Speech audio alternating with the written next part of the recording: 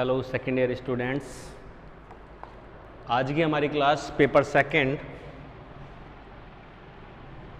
BSc second year paper second है हमारा ये। सॉरी, पेपर सेकंड नहीं, पेपर फर्स्ट है। प्लांट फिजियोलॉजी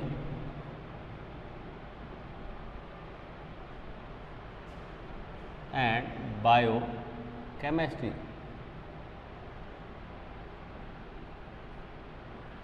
ठीक है, इस टॉपिक में जो हमारा हॉट टॉपिक चल रहा था वो है रेस्पायरेशन। और रेस्पायरेशन के संदर्भ में हम रेस्पायरेशन क्या होता है इसकी स्ट्रेटजीज को पढ़ चुके। देन इसके बाद में हम एरोबिक रेस्पिरेशन में गए, जहाँ पे हमने मतलब कॉमन पाथवे है ग्लाइकोलाइसिस। तो अलग अलग सबस्ट्रेट्स, रेस्पिरेटरी सबस्ट्रेट जो थे उनकी रिएक्शंस को देखकर ग्लाइकोलाइसिस से पायरुविक एसिड का फॉर्मेशन, वहाँ से एन एरोबिक रेस्पिरेशन और एरोबिक रेस्पिरेशन की ओर हम गए। ठीक है, तो वहाँ पे हमारा टॉपिक जो जा रहा है वो एन एरोबिक रेस्पिरेशन और एरोबिक आ गया किसमें, माइटोकॉन्ड्रिया, जिसमें एसिटाइल कोएंजाइम ए की reaction and glycolysis, sorry Krebs cycle, और क्रेब साइकिल से ईटीएस साइकिल हमने कंप्लीट कर दिया। अब जो हमारा टॉपिक बन रहा था वो है पीपीपी, एक अल्टरनेट डायरेक्ट ऑक्सीडाइजेशन का पाथवे जिसे हम पेंटोज फॉस्फेट पाथवे कह रहे हैं, वो हमारा कंप्लीट हो चुका है, जिसमें एक ग्लूकोज मॉलिक्यूल के कंप्लीट ब्रेकडाउन में सेम उतनी ही equivalent energy about then 35 ATPs के करीब जो है प्राप्त होती है। नॉर्मल क्रेब साइकिल में 38 के करीब प्राप्त हो रही है। अब एनाएरोबिक रेस्पिरेशन में अल्कोहल्स बन रहा है, लाइक क्या बोलते हैं लैक्टिक एसिड या फिर C2H5OH। ठीक है, तो इन सारे में अल्कोहल, तो वहाँ पे केवल 2 एटीपी एनर्जी मिल रही है टोटली, तो पूरी तरीके से लॉस है, एनर्जी का गेन नहीं होता एनाएरोबिक में। अब इस सारी चीज़ों के बाद में एक आता है रेस्पिरेटरी। तो हमारा जो मेन आज का टॉपिक है रेस्पिरेशन में, वो फाइनल टॉपिक है एक कॉफिशिएंट कि कितनी मात्रा में CO2 का निष्कासन और कितनी मात्रा में O2 का कंज्यूम होता है एक कंप्लीट ऑक्सीडाइजेशन में, या किसी एक अगर हम बात करें तो जो रेस्पिरेटरी सब्सटेंस थे like carbohydrate, fats, proteins, organic acids, succulent plants या सीड प्लांट्स, फैटी सीड्स, इन सभी जिनको हम रेस्पिरेटरी सबस्ट्रेट्स के रूप में यूज में ले रहे हैं, उनका जो श्वसन दर है प्लस उनसे जो हमको एनर्जी प्रोड्यूस हो रही है वो रेशो क्या है, तो इस रेशो को बोला जाता है रेस्पिरेटरी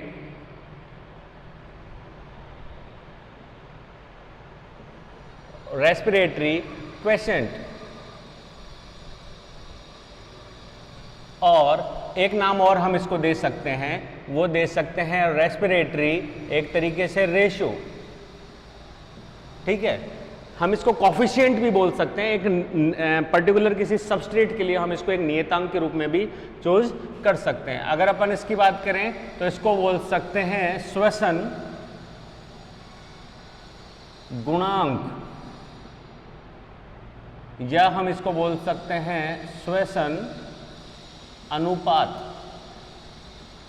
तो हमारा पॉइंट आज का जो है वो श्वसन अनुपात है। तो सबसे पहले अगर अपन श्वसन के अनुपात की बात करें तो व्हाट इज रेस्पिरेशन, तो रेस्पिरेशन के लिए हमने कहा कि जटिल कार्बनिक पदार्थों लाइक ग्लूकोज, जटिल कार्बनिक पदार्थों से मतलब है एक पर्टिकुलर ग्लूकोज से मतलब नहीं है, यहाँ पे कोई भी रेस्पिरेटरी सब्सटेंस हो सकता है। ठीक है, हटा देते हैं इसको, रेस्पिरेटरी सब्सटेंस क्रियाधर जिसके ऊपर क्रिया हो रही है।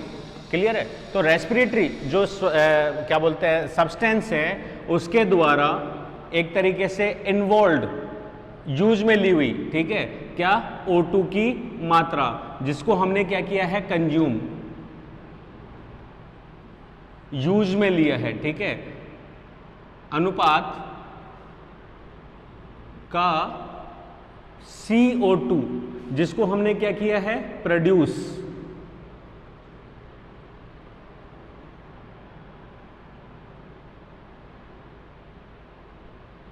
अनुपात।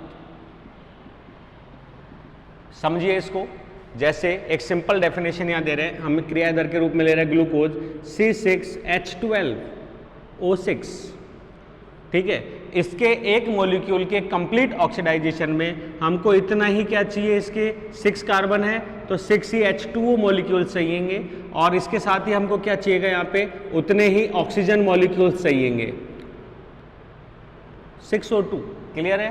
तो ये क्या कर रहा है, यहाँ पे विभिन्न एंजाइम्स द्वारा पर्टिकुलर साइकिल्स कंप्लीट हो रही हैं बहुत सारे स्टेप्स के बाद में। यहाँ फाइनली क्या हो रहा है, एक ऑक्सीडाइजेशन प्रोसेस कंप्लीट हो रही है, जिसमें हमको यहाँ क्या मिल रहा है, हमको मिल रहा है 6CO2 plus 6H2O।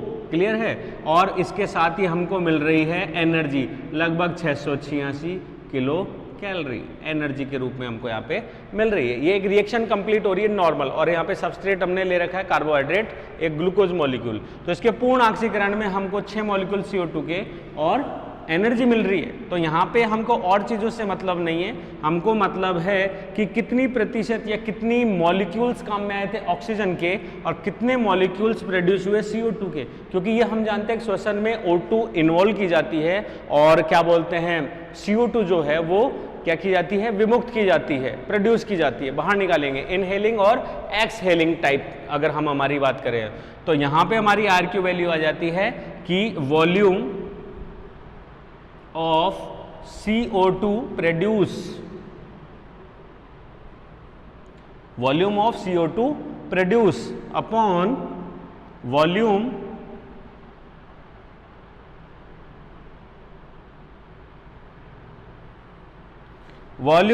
of O2 consume,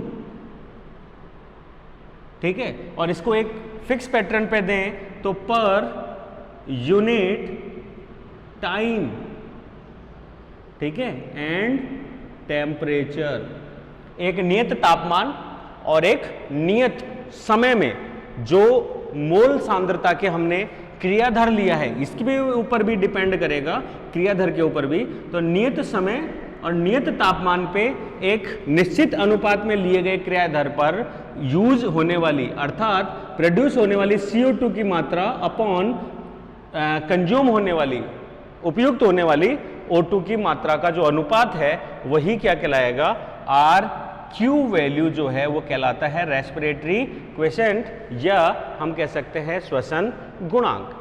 simple सी भाषा में ये न्यू टाइप के अनुसार ये क्वेश्चन हमारे लिए काफ़ी इंपॉर्टेंट है, क्योंकि वहाँ पे शॉर्ट नोट्स में पूछ लिया जाता है कि पर्टिकुलर किसी श्वसन दर की अगर अपन बात करें, चाहे प्रोटीन्स हैं, वसा है, या वो क्या बोलते हैं कार्बोहाइड्रेट्स है, या कोई सीड्स हैं, या सकुलेंट्स हैं, एनाएरोबिक रेस्पिरेशन है, तो ऐसे में इन सब से पूछ लिया जाता है कि किस में कितना होता है।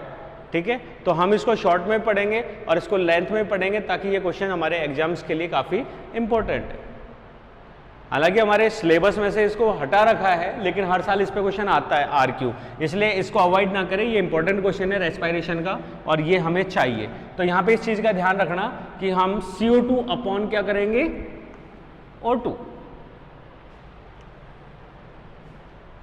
तो श्वसन दरों की अगर अपन बात करें या क्रिया दरों की हम बात कर रहे हैं, तो उसमें सबसे पहले नंबर पे हम कार्बोहाइड्रेट ही रख लेते हैं, जो हमने अभी अभी एग्जाम्पल में समझा।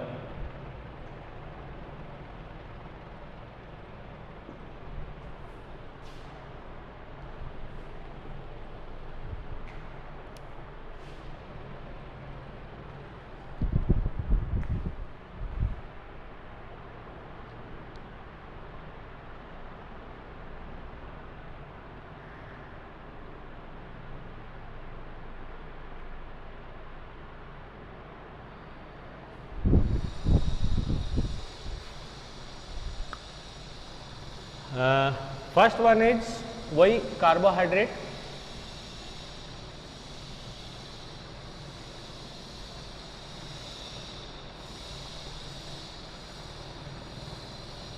और कार्बोहाइड्रेट में हम यहाँ ले लेते हैं एक तरीके से ग्लूकोज या फ्रक्टोज। ठीक है, एक सिंपल वे में कहें तो जब हम फॉर्मुलेशन में इसको देखते हैं C6H12O6 और इसको इन्वॉल्व करते हैं लगभग 6 O2 मॉलिक्यूल्स, तो यहाँ पे विभिन्न क्रियाधारों के बाद, एंजाइमेटिक रिएक्शंस के बाद, मल्टीपल स्टेप्स के बाद ये होता है 6CO2।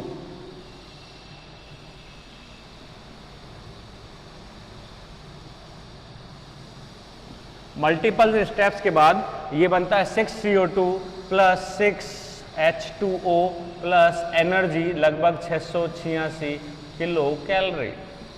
ठीक है, एनर्जी के रूप में हमको ये मिल गया। तो हमको और चीज़ों से मतलब नहीं है। यहाँ पे बेसिकली अगर हम RQ वैल्यू की बात कर रहे हैं तो RQ वैल्यू के लिए हमको यहाँ पे इंपॉर्टेंट क्या है, दो मान। तो RQ वैल्यू ऑफ किसकी, glucose, RQ of glucose is equals to कितना है consume, 6CO2 upon 6O2 is equals to 6 upon 6 is equals to 1। तो हम यह कह सकते हैं कि जो RQ वैल्यू है कार्बोहाइड्रेट की, RQ of carbohydrate is equals to about then 1। तो यहां हम एक इसको आदर्श सबस्ट्रेट के रूप में यूज में ले सकते हैं। अगर आपको ध्यान हो तो यही कारण था कि बाकी के सबस्ट्रेट जो थे वो भी किसमें इन्वॉल्व हो जाते हैं या चेंज होते हैं, एक तरीके से ग्लूकोज या फ्रक्टोज के अंदर, कार्बोहाइड्रेट में होता है, क्योंकि ग्लाइकोलाइज के लिए जो रॉ मटेरियल है वो आदर्श क्या है, ग्लूकोज या फ्रक्टोज, 6 कार्बन कार्बोहाइड्रेट मॉलिक्यूल, ये हो गया। तो यहाँ पे हम कह सकते हैं कि कार्बोहाइड्रेट के पूर्ण पाचन में जो है O2 और CO2 की जो मात्रा है वो क्या है, समान है, और इसका RQ वैल्यू जो है वो कितना प्राप्त होता है, 1। अब अगर यहाँ पे अपन कहें इसमें ग्लूकोज के ही साथ हम यहाँ पे हेक्सो शुगर्स को यूज में ले सकते हैं, जिसमें हमारे पास एग्जाम्पल हमने दे दिया ग्लूकोज एंड फ्रक्टोज। उसके अलावा हम यहाँ पे यूज में ले सकते हैं सुक्रोज, सेम ही है, सुक्रोज ले सकते हैं, माल्टोज ले सकते हैं, यहाँ पे इनिलीन ले सकते हैं। ये सब का जो है वो क्या आएगा, हमारा सेम आएगा।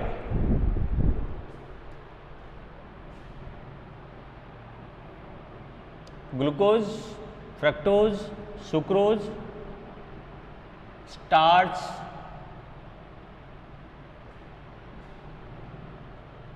इनिलीन, ये सारे के सारे जो है वो कार्बोहाइड्रेट में एक आदर्श जो है उसके रूप में ही क्या हो रहे हैं, प्रयुक्त हो रहे हैं। क्लियर है। अब ये जो मान है सामान्यतः तो यही है, सामान्य परिस्थितियों में, जिसको हम एक आदर्श परिस्थिति कह रहे हैं, टेम्परेचर, टाइमिंग और एक आदर्श सबस्ट्रेट के रूप में। लेकिन ये जो मान है RQ मान, ये भी कई चीज़ों पे डिपेंड करता है। जैसे अगर अपन कार्बोहाइड्रेट के संदर्भ में कहें तो हम कह सकते हैं इसमें कि इसका मान जो है वो कार्बोहाइड्रेट के पूर्ण ऑक्सीकरण पे डिपेंड करता है। मान लीजिए कार्बोहाइड्रेट का किन्हीं परिस्थितियों में पूर्ण ऑक्सीकरण नहीं हो पाया तो यहाँ पे RQ की वैल्यू जो है वो क्या हो जाएगी, चेंज हो जाएगी। पूर्ण ऑक्सीकरण न होने पर ये CO2 को तो कंज्यूम करेगा लेकिन CO2 पूरी नहीं बनेगी। CO2 पूरी नहीं बनेगी तो यहाँ पे RQ की वैल्यू जो है वो क्या हो जाएगी, 1 से कम होएगी। क्लियर है। दूसरी चीज अगर अपन यहाँ पे बात करें, जो इवोल्ड O2 है वो मान लीजिए पूर्ण रूप से नहीं मिल पा रही है, या दूसरी कोशिकाओं के द्वारा या दूसरे किसी साइकिल, मेटाबॉलिक साइकिल द्वारा कंज्यूम कर ली जाती है और O2 की मात्रा कम मिल रही है, तो यहाँ पे CO2 की मात्रा भी उससे क्या होगी, बाधित होगी, पूर्ण कम। तो यहाँ पे 1 की मात्रा क्या हो जाएगी, वापस कम हो जाएगी। दूसरा, किसी कारण से CO2 की मात्रा जो बन रही है वो भी पूर्ण रूप से मुक्त नहीं हो रही, दूसरे क्रियादरों द्वारा क्या ले जाती है, अवशोषित अगर कर ली जाती है और CO2 की मात्रा पूरी नहीं आ रही, तो वहां पे भी जो RQ की वैल्यू है वो 1 से क्या आ जाएगी, डिफरेंट आएगी या 1 से कम आ जाएगी। पर नॉर्मल कंडीशन पे इन न्यू टाइप अगर हमसे पूछा जाता है कि what is RQ value of क्या बोलते हैं, ग्लूकोज मॉलिक्यूल या हेक्सोज शुगर, तो that RQ value is equivalent to 1, ये 1 के करीब ही आती है। क्लियर है। नेक्स्ट हम यहाँ पे एग्जांपल ले सकते हैं फैट्स का। Inulin, INU,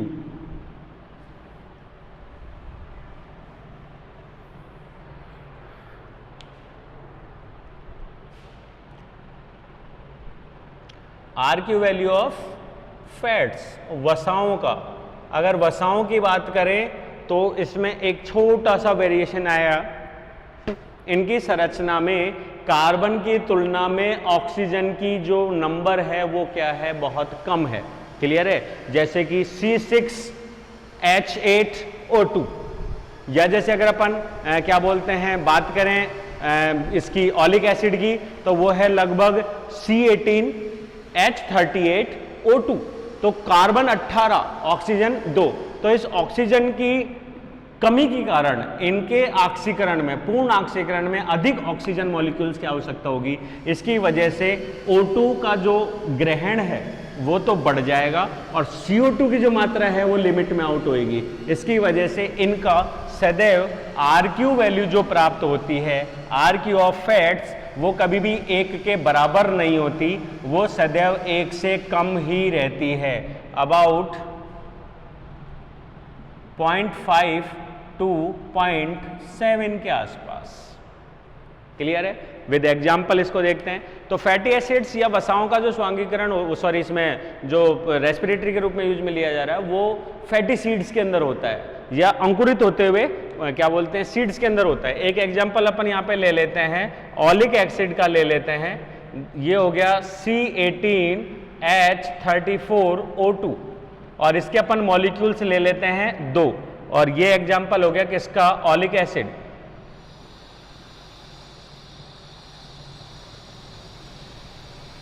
oleic acid. Clear है? तो ऐसे में हम यहाँ पे इवॉल्व कर रहे हैं लगभग 51 O2s को, 51 O2 मॉलिक्यूल। मैनी स्टेप्स के अंदर, मैनी एंजाइम्स की प्रक्रिया में इसका जो क्या बोलते हैं रिजल्ट आएगा वो आ गया लगभग 1836 CO2 प्लस लगभग 17 H2O molecule, 17 H2O molecules. Clear है? तो यहां पे अगर अपन इसके RQ वैल्यू की बात करें, RQ ऑफ ऑलिक एसिड या फैट्स की बात कर रहे हैं, तो हमारे पास आ गया 36 upon CO2 upon 51 O2 is equals to 36 upon 51, जो कि आता है लगभग 0.71।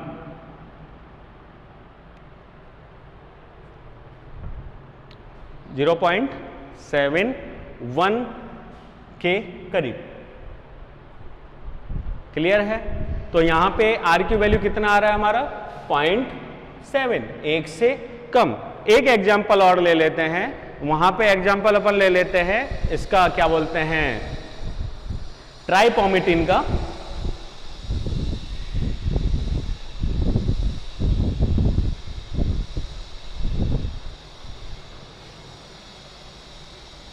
ट्राइपॉमिटिन का ले लेते हैं C51H98O6। ठीक है?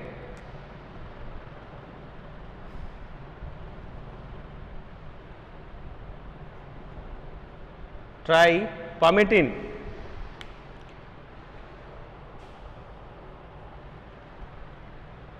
C51H98O6 रिएक्शन में लगभग 145 O2 जो है वो क्या होता है, इवॉल्व होता है, जिसमें करीब 102 CO2 मॉलिक्यूल्स रिलीज होते हैं, प्लस लगभग 78 भी नहीं, 17 वाटर मॉलिक्यूल्स जो हैं वो बनते हैं, नहीं चेंज हो गया, 98 वाटर मॉलिक्यूल्स जो हैं वो यहाँ पे बनते हैं। इस रिएक्शन में अगर अपन O2 वैल्यू की बात करें, वो सॉरी RQ वैल्यू की बात करें,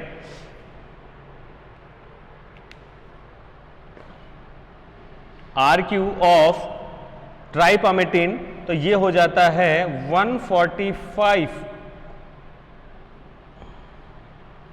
102 CO2 upon 145 O2 is equals to 102/145। तो ये लगभग आ जाता है 0.7 के आसपास, 0.7।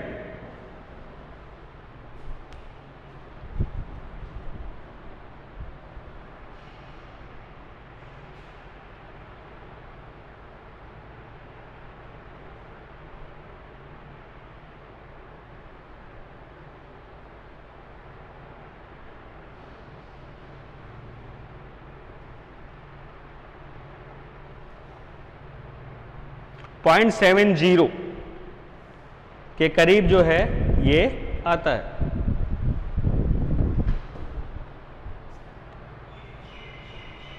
एक एग्जाम्पल और अगर अपन यहां ले फैट्स में ही,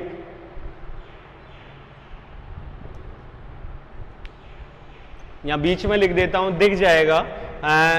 ट्रायोलीन का ले लेते हैं, C57H है इसके अंदर, ट्रायोलीन में 104O6 और इसमें इवॉल्व हो रही हैं लगभग O2 की संख्या अगर अपन कहें तो 80 O2 और यहां आ रहा है लगभग 57 CO2 प्लस 52 H2O और ये एग्जाम्पल है किसका? ट्रायोलीन का। ट्रायोलीन, ठीक है। तो यहां पर अगर एग्जाम्पल देखते हैं तो ये हो गया RQ value is equals to 57/80 is equals to ये लगभग आता है वैल्यू 0.7 या 0.68 के करीब, 0.7। तो ये जो तीनों एग्जाम्पल्स हैं, एग्जाम में याद रह जाए तो बहुत अच्छी बात है, थ्योरेटिकल में बाकी एक एग्जाम्पल भी काफी है। ये तीन एग्जाम्पल्स इसलिए दिए गए आपको, अगर आप इसमें देखें तो शुरू में मैंने कहा था यहां पे C57 ट्रायोलीन में और ऑक्सीजन कितने हैं एटम? ओनली 6। जबकि अगर आप ग्लूकोज की बात करते हैं तो ग्लूकोज में क्या आ रहा है? C6H12O6, कार्बन के साथ ही ऑक्सीजन की वैल्यू है। क्लियर है? तो ऐसे में सीधी सी बात है, सबस्ट्रेट के ऊपर अगर ऑक्सीजन की वैल्यू तुलनात्मक रूप से खूब है कार्बन को तोड़ने के लिए, क्योंकि सी को तोड़ने के लिए उतने ही ऑक्सीजन है यहाँ पे, कोई दिक्कत नहीं। तो इसको रेस्पिरेटरी जो श्वसन गुणांक है वो अपने आप ही एक बैलेंस में आएगा। लेकिन यहाँ पे कार्बन है कितने? 57 और ऑक्सीजन है 6। ऑलिक एसिड में कार्बन 18 जबकि ऑक्सीजन मात्र कितने हैं? 2। अगर अपन ट्राइपामेटिन की बात कर रहे हैं तो ट्राइपामेटिन में सी कितने? 51 जबकि ऑक्सीजन मात्र कितने? 6। तो यहाँ पे ऑक्सीजन का रेशियो बहुत कम है, अतः इनके पूर्ण ऑक्सीकरण के लिए इन्हें बहुत ऑक्सीजन एटम्स की जरूरत पड़ती है। यही कारण है कि इनके ऑक्सीजन कंज्यूम ज्यादा है। 80 CO2 लेगा जब 57 CO2 बन रहे हैं। 51 O2 पे मात्र 36 कार्बन डाइऑक्साइड मॉलिक्यूल और 145 पे मात्र 102 CO2 मॉलिक्यूल जो हैं यहाँ पे क्या हो रहे हैं? प्रोड्यूस हो रहे हैं। यही कारण है कि इनके O2 RQ वैल्यू जो है वो सदैव 1 से कम होती है, लगभग 5 से 0.7 के करीब। पामेटिक एसिड की भी अगर हम बात करें तो इसके अंदर भी C16H34O2 C16H34O2 पामेटिक एसिड, जिसमें लगभग 23.5 O2 की आवश्यकता पड़ती है। पामेटिक एसिड में भी कितना आ रहा है? उल्टा लिख दिया, C16H34O2 जिसमें ऑक्सीजन की मात्रा कितनी है? 23.5 और इसमें CO2 जो बन रही है वो मात्र 16 बन रही है, मात्र 16। 16 CO2 प्लस लगभग 17 H2O के करीब। और एनर्जी इसमें से जो है, क्योंकि ऑक्सीकरण हो रहा है तो एनर्जी तो निकलेगी सभी में, वो तो हम इसमें शो नहीं कर रहे, ये रहा plus energy and plus energy, ठीक है, कुछ कम किसी में ज्यादा। एनर्जी ज्यादा प्रोड्यूस होगी, क्यों? क्योंकि इसकी ऑक्सीकरण घटना में हमको ऑक्सीजन मॉलिक्यूल्स की ज्यादा जरूरत पड़ रही है। तो यही कारण है कि फैट्स में एनर्जी O2 की कार्बोहाइड्रेट की तुलना में क्या है? ज्यादा है। लेकिन इसमें ऑक्सीकरण में अगर RQ वैल्यू की बात करते हैं तो इनका RQ वैल्यू आता है कम, तो इसका RQ वैल्यू भी आ जाता है लगभग 16/23.5, तो ये भी लगभग 0.71 के करीब आता है।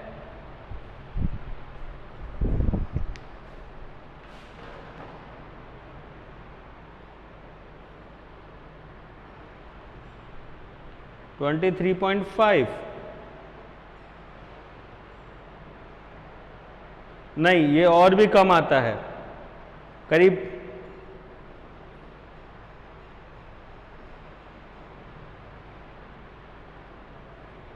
ये आता है 0.68 के करीब आता है पामेटिक एसिड का। तो 4 एग्जाम्पल्स हमारे सामने, ट्राइलिन का है, ऑलिक एसिड का है और ट्राइपामेटिन का है, पामेटिक एसिड का है, और सभी में RQ वैल्यू जो है वो आ रही है कम।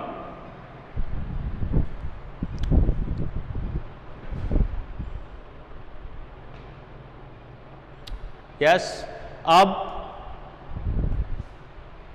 एक बार नोट डाउन कर लीजिए इसको पॉज करके।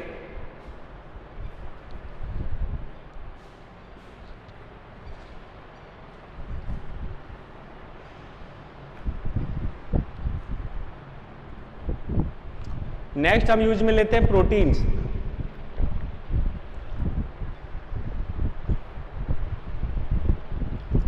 प्रोटीन्स की स्ट्रक्चर भी अमीनो एसिड से मिलकर बनी है और इसमें ऑक्सीजन एटम्स जो हैं वो बहुत ही कम है। ठीक है, तो ऐसी कंडीशन में अगर अपन एक एवरेज लगाएं तो प्रोटीन्स में भी जो वो है RQ वैल्यू वो फैट्स के समान कम ही आएगी, 0.7 to 0.9 के करीब। और प्रोटीन्स की अगर अपन बात करें, प्रोटीन्स की अगर अपन बात करें तो प्रोटीन्स के अंदर ये एक विशिष्ट परिस्थितियों में ही श्वसनाधार के रूप में काम करते हैं, जैसे कि प्रोटीन युक्त बीजों में या सीड जर्मिनेशन के टाइम। ये मिटा देता हूं।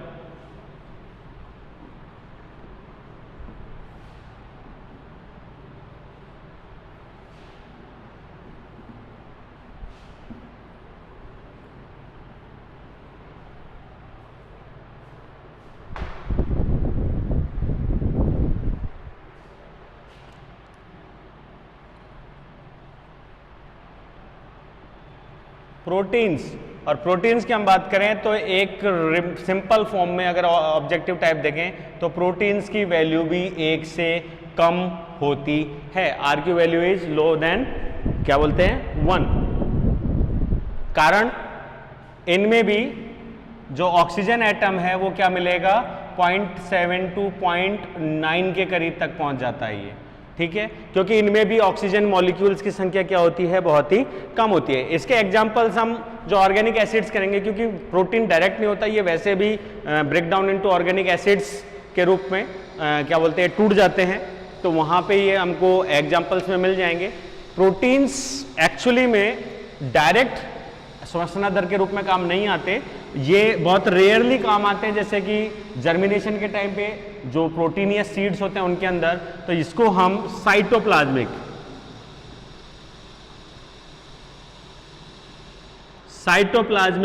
रेस्पिरेटरी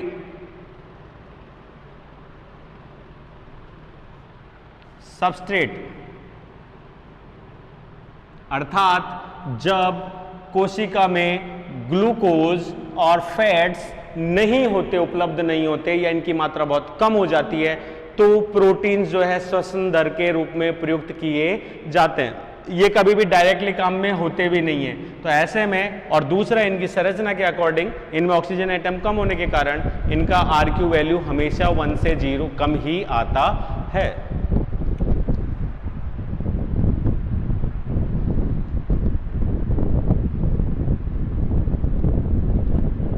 नेक्स्ट पॉइंट हम यहां पे ले सकते हैं अब organic acids. These are cytoplasmic respiratory substrates. ठीक है, हिंदी में बोले तो कोशिका द्रव्य श्वसनधर। नेक्स्ट यहां पे हम ले सकते हैं 4th नंबर पे ऑर्गेनिक। ये मिटा देता हूं।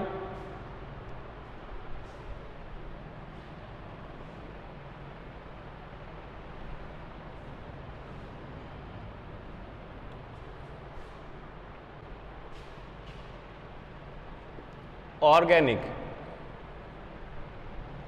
एसिड, ठीक है। और ऑर्गेनिक एसिड्स की हम बात करें तो हाँ, इनके RQ वैल्यू के लिए हम सिंपल वे में ये कह सकते हैं कि इनमें एनर्जी सोर्स ज़्यादा है, ये O2 कम और CO2 का उच्छालन ज़्यादा करते हैं, अतः ये वैसे भी अंकुरित सीड्स और इनमें ही ज़्यादा मिलेंगे, एनर्जी प्रोड्यूस करते हैं, तो इनकी RQ वैल्यू सदैव 1 से ज़्यादा होती है। क्लियर है? 1 से ज़्यादा होती है। इसको एक एग्जाम्पल्स के रूप में अगर अपन देखें तो एग्जाम्पल यहाँ पे हम ले लेते हैं फर्स्ट ऑक्जेलिक एसिड का COOH2 एंड ट्वाइस, या इसको अपन यूँ भी लिख सकते हैं C2H2O4, इसका होल ट्वाइस। ठीक है, कोई दिक्कत नहीं है। ऑक्जेलिक एसिड, ऑक्जेलिक एसिड की हम बात कर रहे हैं, तो ऑक्जेलिक एसिड में एक O2 से इसका पूरा ऑक्सीकरण होता है, जिससे लगभग 4 CO2 मॉलिक्यूल्स का क्या होता है, ब्रेकडाउन होता है, और किस में बदलते हैं, लगभग 2H2O, 2 वाटर मॉलिक्यूल्स, और इससे मिलती है एनर्जी। ठीक है, कंप्लीट ब्रेकडाउन हो गया CO2 में और H2O में, कंप्लीट मॉलिक्यूल्स जो हैं निकल गए एक ऑक्सीजन एटम में ही। तो ऐसे में अगर अपन इसके RQ वैल्यू की बात करते हैं तो ये है लगभग 4 CO2 अपॉन 1 O2, इसका मतलब 4/1, अतः इसकी वैल्यू कितनी आ रही है, 4 maximum. RQ value of oxalic acid is 4। ये हमारा एक एग्जाम्पल हो गया। दूसरा एग्जाम्पल लेते हैं, इसी में और ले लेते हैं, ऑक्जेलिक में मैलिक एसिड ले लेते हैं C4H6O5, लगभग 3 O2 मॉलिक्यूल्स रिएक्ट करते हैं, 4 CO2 मॉलिक्यूल्स बनते हैं, CO2 प्लस लगभग 3 H2O मॉलिक्यूल्स बनते हैं, प्लस एनर्जी रिलीज होती है। ठीक है, एग्जाम्पल किसका है ये, मैलिक का।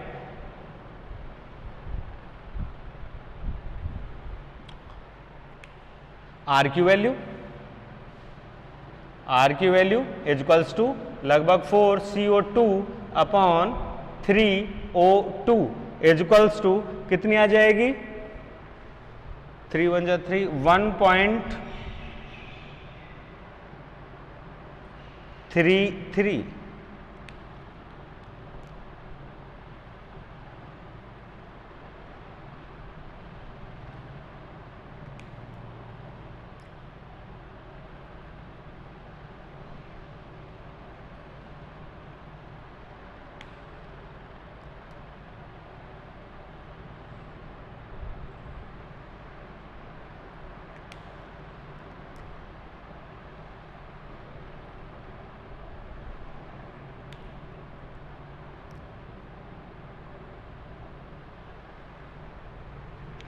एक एग्जाम्पल और ले लेते हैं, टार्ट्रिक एसिड का ले लेते हैं।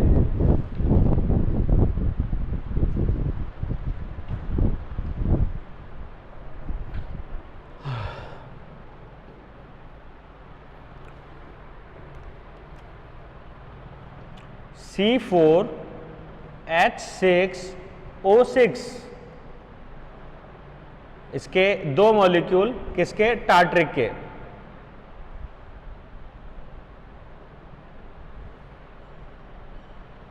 टार्ट्रिक एसिड लगभग 5 O2 मॉलिक्यूल्स, ठीक है, जो कि बनाती है 8 CO2 मॉलिक्यूल्स, और 8 CO2 मॉलिक्यूल्स के साथ में लगभग 6 H2O मॉलिक्यूल्स और एनर्जी।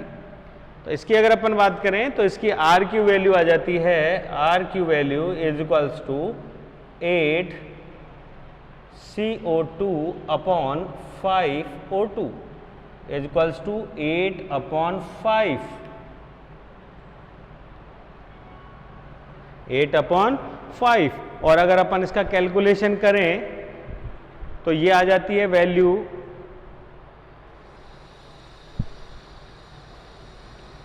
5 दूना 5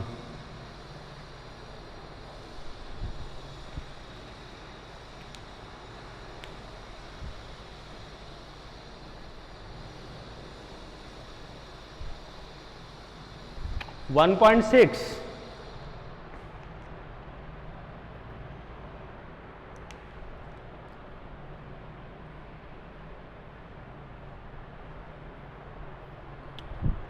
सिट्रिक एसिड की अगर अपन सेम एग्जांपल लें, C6H8O7, C6H8O7 जो कि लगभग इसके 2 मॉलिक्यूल्स हम कंज्यूम करें,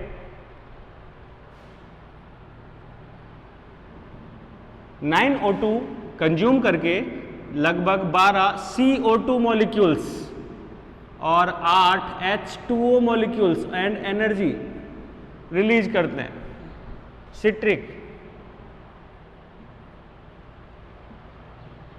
सिट्रिक एसिड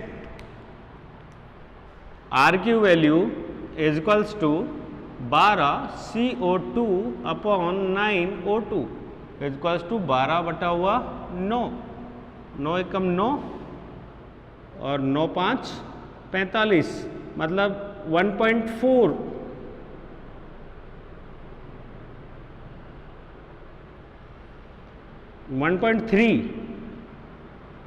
और 9 तिया 1.33 के करीब इसकी जो है R की वैल्यू आ रही है।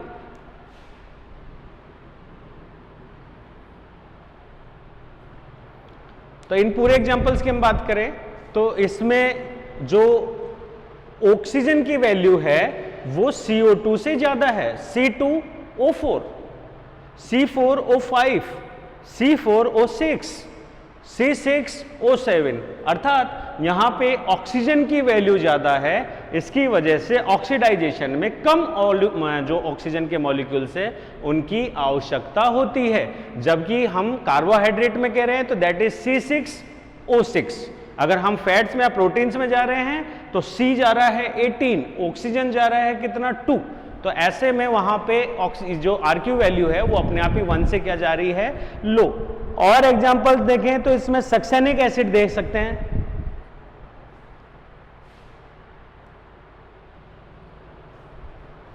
सक्सेनिक एसिड का ले C4H6O4,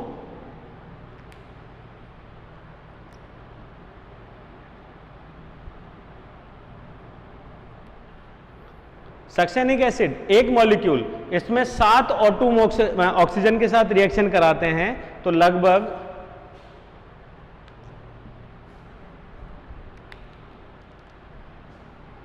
7 O2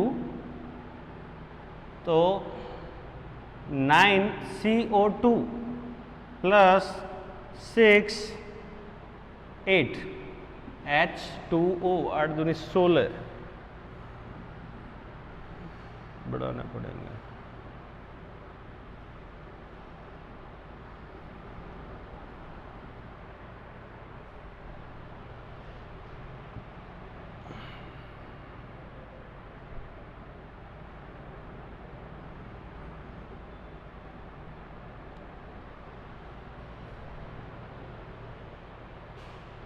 दो दूनी 18 और ये वैलेंसीज की क्या हुआ है, R की value is equals to 9 CO2 upon 7 O2 is equals to 9 upon 7।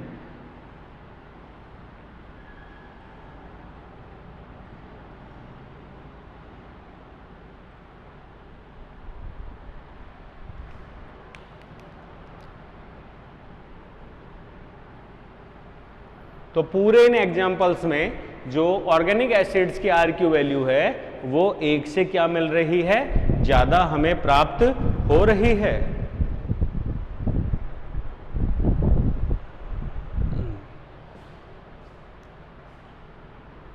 Eight CO2 and 6 H2O।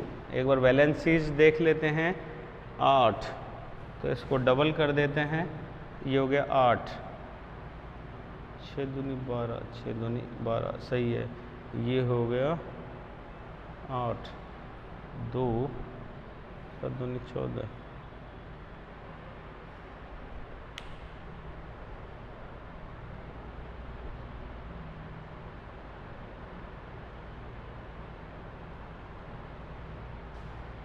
4 और 2 8, 8 और 14, ये कितना, 8 दूनी 16, और ये कितना हो गया 6, 16 और 6। यस, वैलेंसी कंप्लीट है। ये वैल्यू है 8, 7 और 8, तो ये हो गया 7 1 1 7 14, 1.14। तो इन सभी में ऑक्सीजन की जो वो है कार्बन डाइऑक्साइड से मॉलिक्यूल्स की संख्या वो ज़्यादा है, इसलिए इसका RQ वैल्यू जो है वो मान अधिक है। नेक्स्ट एग्जांपल हम यहाँ पे ले लेते हैं सक्युलेंट प्लांट्स।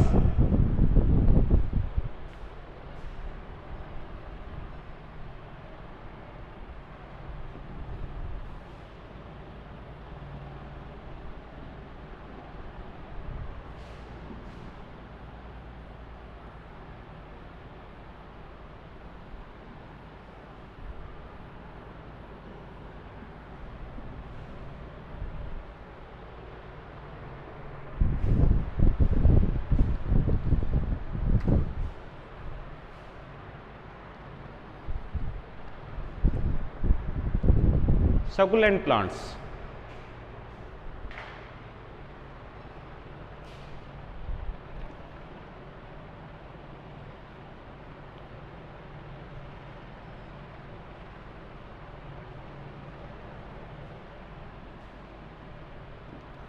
सकुलेंट प्लांट्स की हम बात करें तो इसमें कुछ अडेप्टेशंस हैं, इनको समझना। सकुलेंट प्लांट्स को हमने वहाँ पे एक तरीके से C2 साइकिल या C4 साइकिल्स में भी चेंज किया था, नॉट C3। और सकुलेंट प्लांट्स और कुछ मासलोद्भिद पादप और कुछ क्या बोलते हैं मोनोकॉट जो प्लांट्स थे, उनमें हमने एक नई स्पेशलाइजेशन देखा था, एक छोटा सा, वो है क्रेंज एनाटॉमी, एक चीज़। और दूसरा सकुलेंट प्लांट्स के अंदर हमने एक और चीज़ देखी थी जिसके अंदर CO2 का निर्माण ना होकर वहाँ पे एक अस्थायी malic acid, oxaloacetic acid then convert into malic acid, तो वहाँ पे CO2। कारण सबसे बड़ी चीज़ ये है कि जो सकुलेंट प्लांट्स हैं वो बहुत ज़्यादा गर्मी और हाई रेडिएशन वाली लाइट के रेंज में आते हैं, जहाँ पे बहुत ज़्यादा लंबे समय तक धूप गिरती है और मौसम में आर्द्रता नहीं है, बरसात बहुत कम, ग्राउंड लेवल पे भी वाटर जो है बहुत लो है। ऐसे में it high temperature and low water range में बचने के लिए इनमें एक अडेप्टेशन है, और वो अडेप्टेशन ये है कि इनमें एक तो मोटी थिक क्यूटिकल है, दूसरी चीज इनके स्टोमेटा नंबर जो है वो क्या है, कम है, तीसरी चीज स्टोमेटा जो है वो ओपन इन नाइट या शाम के टाइम खुलते हैं, अर्थात यहां दिन में स्टोमेटाज क्या रहते हैं, क्लोज, और जो दिन में होता है वो होता है इनटू डे फोटोसिंथेसिस।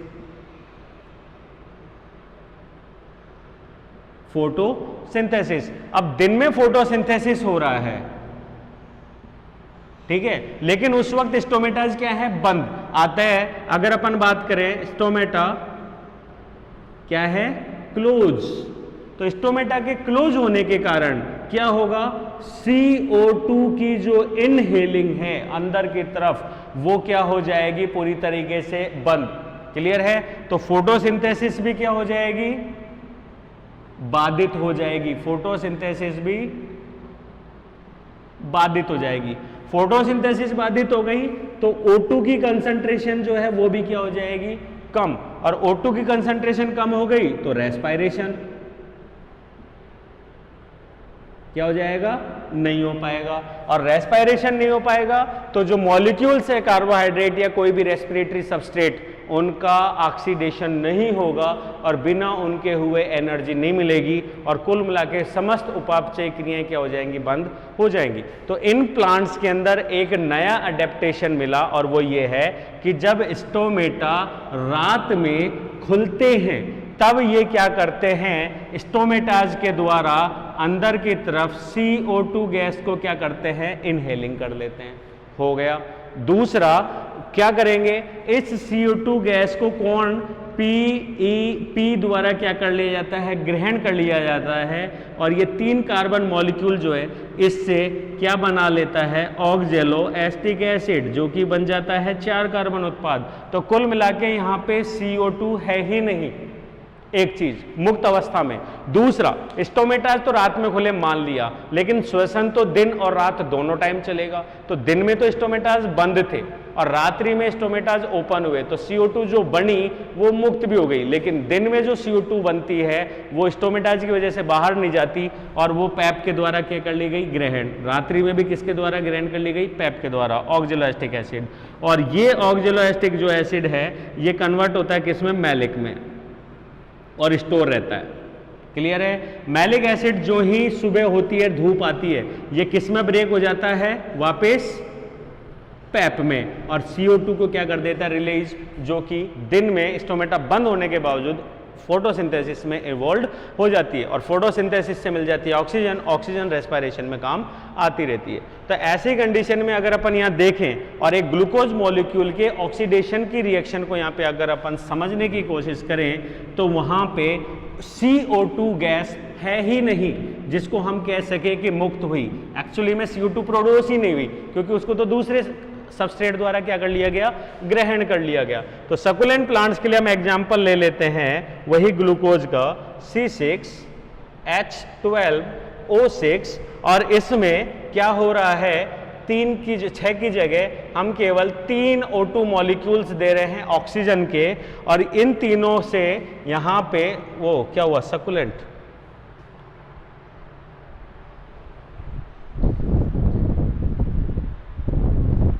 हाँ 3 ही ऑक्सीजन दे रहे हैं, और इनकी वजह से यहाँ पे क्या हो रहा है, अपूर्ण ऑक्सीकरण हो रहा है, CO2 गैस बन ही नहीं रही है। और यहाँ पे क्या बन गया है, एक बीच का मध्यवर्ती, ऑक्जेलो एसिटिक एसिड से क्या बनाया था, मैलिक एसिड। तो यहाँ पे एक मध्यवर्ती बन गया malic acid, that is C4H6O5। कितने मॉलिक्यूल्स, लगभग 3 मॉलिक्यूल्स, C4H6 और O5।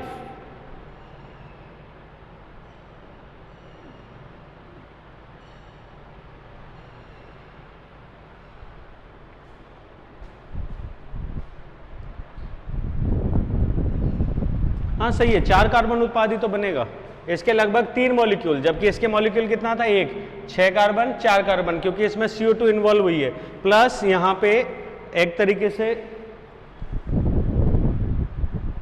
3 H2O molecules and energy. CO2 बनेगी नहीं, 3 H2O प्लस एनर्जी क्या हो रही है, रिलीज हो रही है। तो यहां पे अगर अपन कहें, इसको लिख देते हैं, ये हो गया मैलिक एसिड और ये हो गया ग्लूकोज। तो यहाँ पे R की वैल्यू अगर अपन सकुलेंट प्लांट्स के लें तो हमको मिलेगा CO2/3O2, ठीक है।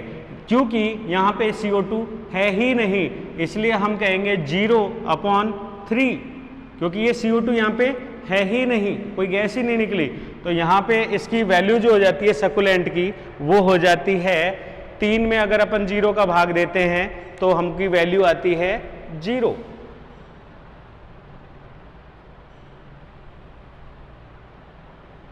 अर्थात यहाँ पे O2 कंज्यूम हो रही है, लेकिन CO2 गैस जो है वो प्राप्त नहीं हो रही।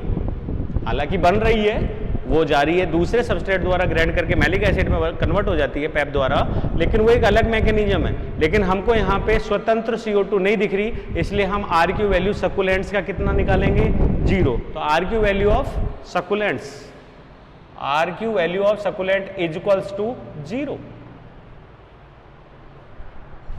नेक्स्ट,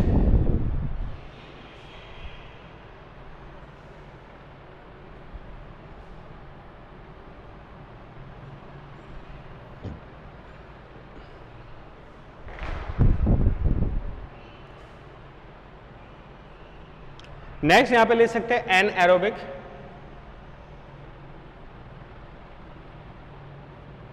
रेस्पिरेशन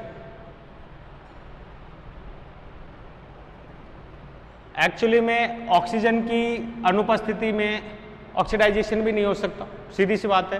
तो ऐसे में अगर अपन कहें कि एनारोबिक रेस्पिरेशन, तो जो पायरुविक एसिड था 3 कार्बन, वो साइटोप्लाज्म में है, और अगर उसको एसिटाइल कोएंजाइम कॉम्प्लेक्स जुड़ जाता है तब तो प्रवेश कर जाता है कि इसमें माइटोकॉन्ड्रिया में, एंड देन क्रेब्स साइकिल। लेकिन अगर ये एसिटाइल कोएंजाइम उसको नहीं मिलता और यहाँ पे डायरेक्ट ही उसका क्या हो जाता है, एक तरीके से कार्बोक्सिलीकरण, और फिर उसके बाद में डिहाइड्रोजनीकरण पायरुविक एसिड का, तो इसकी वजह से CH3COH, ठीक है। तो ऐसे में अगर हम यहाँ पे डायरेक्ट ही इसका CO2 निकाल देते हैं तो ये क्या बनता है, CH3COH, और फिर इसमें डाल देते हैं NaDH2।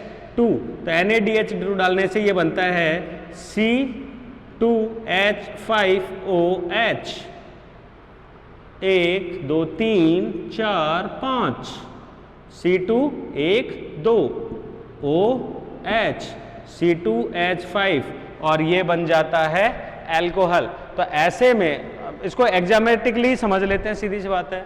ये रहा पायरुविक एसिड, तो पायरुविक एसिड हो गया C6H12O6 ग्लूकोज। तो ग्लूकोज के एक मॉलिक्यूल से पायरुविक एसिड कितने बनेंगे, 2। तो 2 पायरुविक एसिड को अगर हम लेके जाएं तो यहाँ पे O2 है ही नहीं, सीधे क्या बन रही है, CO2। तो देट आर C2H5OH। तो इसके एक मॉलिक्यूल से कितने बनेंगे, 2 C2H5, ठीक है। और इसमें CO2 कितनी निकल जाएगी, 2 मॉलिक्यूल CO2, और एनर्जी भी निकलेगी थोड़ी बहुत, बहुत कम निकलेगी लेकिन एनर्जी निकलेगी। तो इसकी अगर अपन RQ वैल्यूज की बात करें,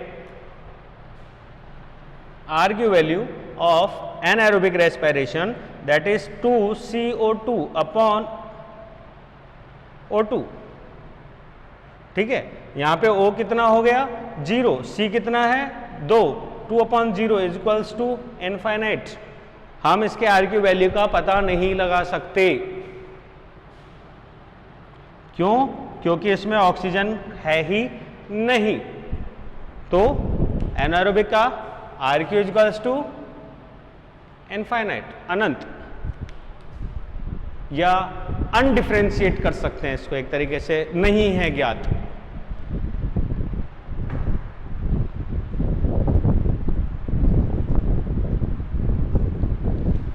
एक एग्जांपल हम यहां पे ले सकते हैं फैटी सीड्स का। फैटी सीड्स की अगर अपन बात करते हैं तो फैटी सीड्स का एनारोबिक रेस्पिरेशन बनता है लगभग 1 से कम, क्योंकि इसमें भी कार्बोहाइड्रेट का जो परिवर्तन है वो वसीय बीजों में या वसाओं के रूप में होता है, और वसाओं से इसका अगर अपन निकालते हैं O2 और CO2 की मुक्ति,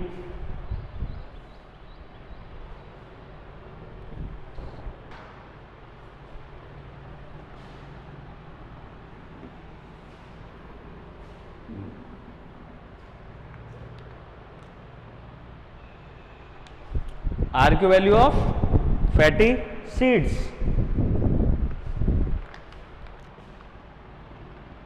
इन फैटी सीड्स। फैटी सीड्स की अगर अपन बात कर रहे हैं तो फैटी सीड्स का RQ वैल्यू जो है वो 1 से क्या जाएगा, कम जाएगा। कारण कि फैटी सीड्स जो हैं, जो कि जर्मिनेशन के टाइम पे श्वसन दर को रूप में यूज में ले रहे हैं, वो इसको किस में कन्वर्ट करेंगे, फैट्स में।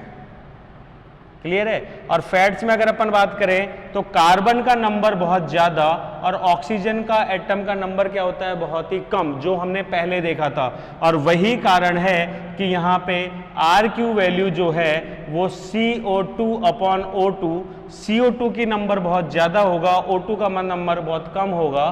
तो ऐसे में क्या, वो सॉरी उल्टा हो गया, CO2 की मात्रा बहुत कम होगी और O2 की मात्रा में बहुत ज्यादा चाहिएगी। इसकी वजह से RQ वैल्यू जो है वो सदैव 1 से कम ही प्राप्त होता है।